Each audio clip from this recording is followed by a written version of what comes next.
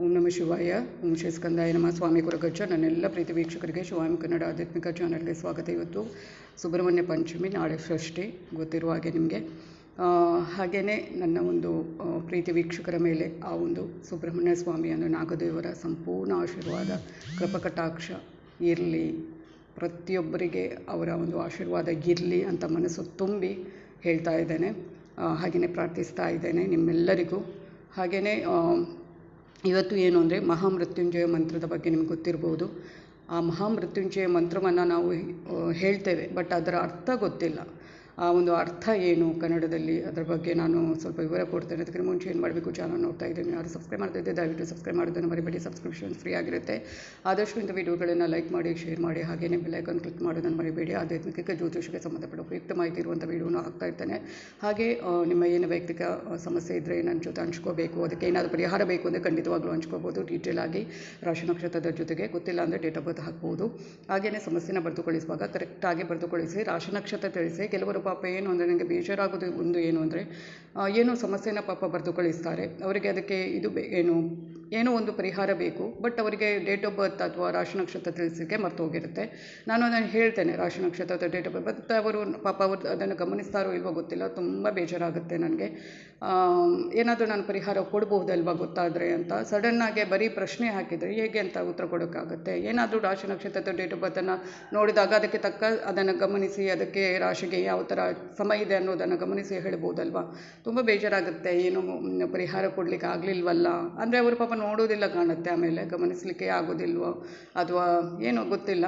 ದಯವಿಟ್ಟು ನೀವು ಪ್ರಶ್ನೆ ಬರೆಯುವಾಗಲೇ, ಸಮಸ್ಯೆನ ಬರೆಯುವಾಗಲೇ ರಾಶಿ ನಕ್ಷತ್ರ ಅಥವಾ ಡೇಟ್ ಆಫ್ ಬರ್ತ್ ಹೇಳಿ ಅಂತ ಹೇಳ್ತಾ, ರಾಶಿ ನಕ್ಷತ್ರ ಗೊತ್ತಿಲ್ಲದವರು ಕೂಡ ಕೇಳ್ಬೋದು. ನಾನು ನಿಮ್ಮ ಜೊತೆ ಯಾವತ್ತೂ ಇರ್ತೇನೆ. ನಾನು ನಂಬಿರೋ ಶಿವದೇವರ ಕುರುಗಜ್ಜ ದೇವದ ಆಶೀರ್ವಾದ ನನ್ನೆಲ್ಲ ಪ್ರೀತಿ ವೀಕ್ಷಕರ ಮೇಲೆ ಸದಾ ಇರುತ್ತೆ. ಮಹಾಮೃತ್ಯುಂಜಯ ಸ್ತೋತ್ರ ಎಲ್ರಿಗೂ ಗೊತ್ತಿರುವಂಥದ್ದು.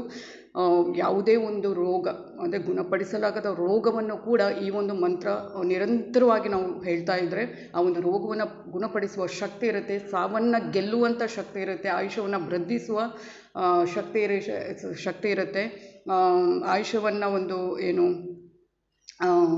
ಏನು ಕಾಪಾಡುವ ಒಂದು ಶಕ್ತಿ ಈ ಮಂತ್ರಕ್ಕಿದೆ. ಅದಂತೂ ನಾನು ಈಗಾಗಲೇ ಹೇಳಿದ್ದೇನೆ. ಅಂಥ ಒಂದು ಪವರ್ಫುಲ್ ಮಂತ್ರ, ಅಂಥ ಒಂದು ಉಪಯುಕ್ತ ಶಿವದೇವರ ರುದ್ರದೇವರ ಮಂತ್ರ ಅಂತಲೇ ಹೇಳ್ಬೋದು.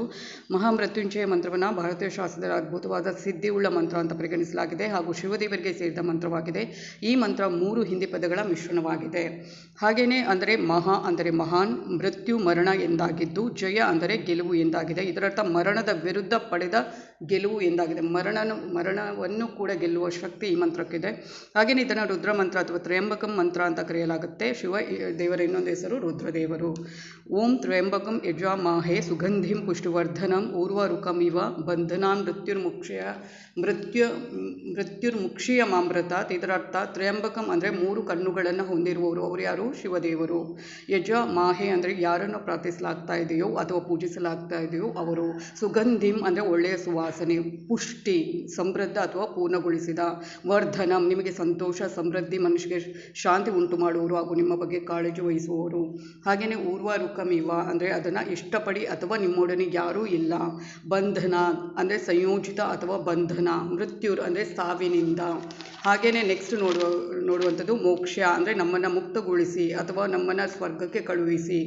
ಅಮೃತಾತ್ ಅಂದರೆ ಅಮರ. ಎಷ್ಟು ಚೆನ್ನಾಗಿದೆ ಇದರ ಅರ್ಥವನ್ನು ನಾವು, ಪ್ರತಿಯೊಂದು ಮಂತ್ರದ ಅರ್ಥವನ್ನು ನಾವು ತಿಳ್ಕೊಂಡ್ರೆ ತುಂಬಾ ನಮಗೆ ಇನ್ನೂ ಆ ಮಂತ್ರದ ಬಗ್ಗೆ ನಮಗೆ ತುಂಬಾ ಗೊತ್ತಾಗುತ್ತೆ. ಆ ಮಂತ್ರದ ಬಗ್ಗೆ ಇನ್ನೂ ನಾವು ಅದನ್ನು ನಮ್ಮ ಸಮಸ್ಯೆಗಳಿಂದ ದೂರ ಆಗೋಕ್ಕೆ ಆ ಮಂತ್ರಗಳನ್ನು ಇನ್ನಷ್ಟು ನಾವು ಹೇಳ್ತಾ ಹೋಗುವಂಥದ್ದು ಅಲ್ವಾ. ಒಂದು ಖುಷಿ ಆಗುತ್ತೆ ಅದರ ಅರ್ಥ ಗೊತ್ತಾದರೆ ಅಲ್ವಾ. ಹಾಗೆ ಧನ್ಯವಾದಗಳು.